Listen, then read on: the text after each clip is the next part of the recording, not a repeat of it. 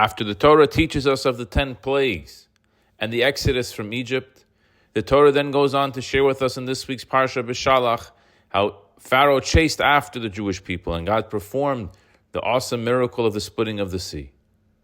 But after that, the Torah goes on to describe how the Jewish people were in the desert with no food, and we started complaining. It's in this week's Parsha that we're introduced to the food that would sustain the Jewish people for the next 40 years in the desert, the manna from heaven. In describing our first encounter with this miraculous food, the Torah relates as follows in Exodus chapter 16, verse 15. Vayiru b'nei Yisrael, vayomeru ish el achiv manhu, ki lo yodu mahu, vayomer Moshe aleim hu alechem asher nosan Hashem lochem la'ochla. The children of Israel saw it, and they said to one another, "It is man," for they did not know what it was. Moshe said to them, "This is the bread which God has given to you to eat." Many commentaries are bothered by a question on this verse.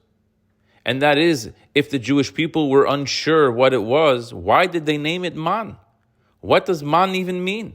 And what does it have to do with this food-like substance that falls from heaven? In his book called Beis Yaakov, the great Yaakov from Ishbitz offers the following explanation. The Gemara in Tractate Tainus, page 24a, relates that when the trustees in charge of charity collecting would see the holy sage Elazar of Birta, they would run away because he would always donate to them everything that he had. They knew that he wasn't a wealthy man and needed the money for his own family. But nevertheless, if someone asked him for charity, he would empty his pockets and give them everything he had. The Talmud relates how once he went to the market to purchase what he needed for his daughter's dowry. When he noticed the trustees of charity trying to avoid him, he ran after them and asked what cause they were collecting for. Having no choice, they told him that they were raising money for a poor orphaned bride and groom. He said to them, "I swear by the temple service that they take precedence over my own daughter." He took everything he had with him and he gave it to them. All he had left was one small dinar coin with which he bought some wheat. He put the wheat in his storeroom and he went off to the study hall to learn. When his wife came home, she asked her daughter, "What did your father bring?" She replied, "Whatever he brought is in the storeroom." When she went to try and see what he brought, she was unable to open the door because the storeroom was filled with wheat from corner to corner.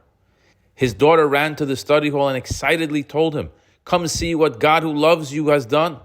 He immediately said to her, "I forbid you to use it for anything more than your bare necessities."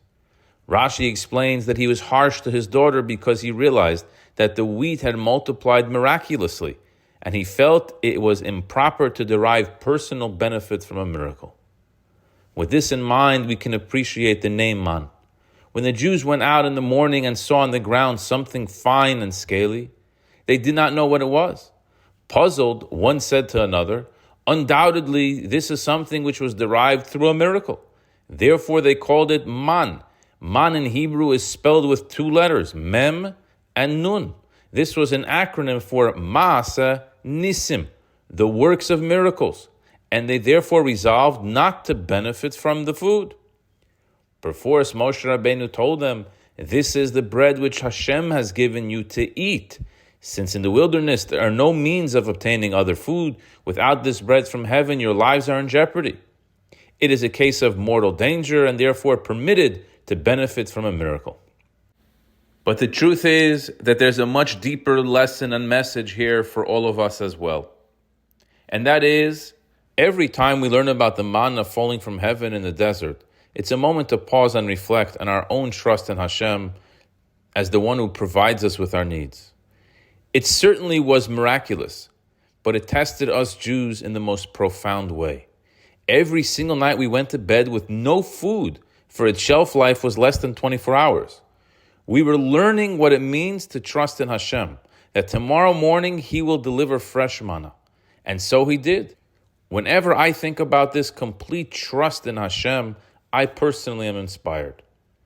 How can I reach a higher level myself? How can I strengthen my trust in Hashem? The Ball Shem Tov had a custom that every single evening he would give away all of the money in the house to the poor. He went to sleep with 0, and he knew that tomorrow somehow Hashem is going to provide him with his needs.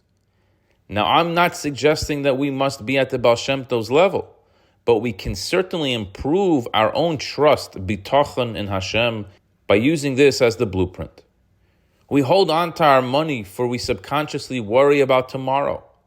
Let us not be so tight. We can loosen the grip. Every evening, give more away to the needy, and Hashem will give you fresh the next morning. This is what the manna from heaven is teaching us. We need not go on empty and rely on open miracles for our food. But a little bit, yes. To build muscle, one must work out. To build up trust in Hashem, we must work out too. The heavy lifting that really makes the difference is digging deep into our pockets, taking out and giving it to someone else in need. The results will show the next morning when Hashem replenishes it. I wish you a good Shabbos.